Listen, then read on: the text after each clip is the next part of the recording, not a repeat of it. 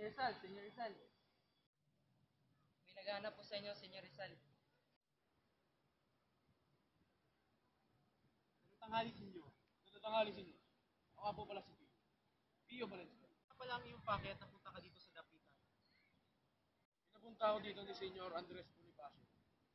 Pangayayaan ka sumali sa aming samahan, ang katipunan.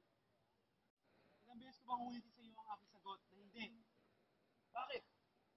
Alam naman natin na ang mga Pilipino ay hindi pa handa upang makipagdigma sa mga Kastila. Ngunit kailan pa tayo magiging handa? Pag nabatay na tayo lahat ng mga Kastila? Gawa ng inyong pag-iisip na ganyan, kaya maraming buhay ang nasasayang. Marapat, senyor, ay lisanin mo na ang Dapitan dahil ang sagot ko ay hindi pa rin. Ngunit, senyor, kailan pa tayo magiging handa? Pag naubos na ang mga Pilipino?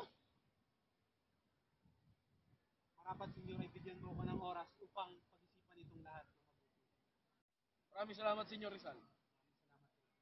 Naway ang inyong desisyon ay mapag-isipan niyong mabuti.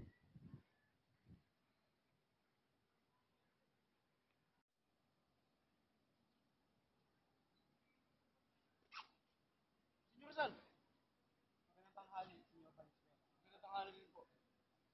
Marapat ay sa inyo akong samahan sumapi dahil mukhang mas kakailanganin niyo ako sa mga susunod na araw.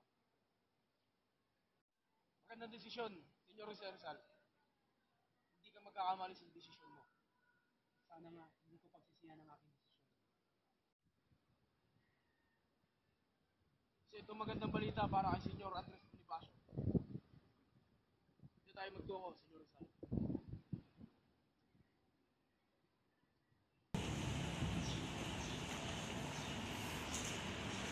Bonifacio!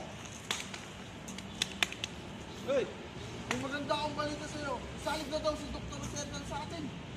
Isa man magandang balita. Mabuti kong ganon. Sige, Bonifacio. Manguna na ako. Ingat. Hey! Sa mga Kastila, sabay-sabay natin punitin ang ating mga segla. Punitin! Punitin! Mabuhay si Jose Rizal! Mabuhay! Mabuhay ang katipunan! Mabuhay!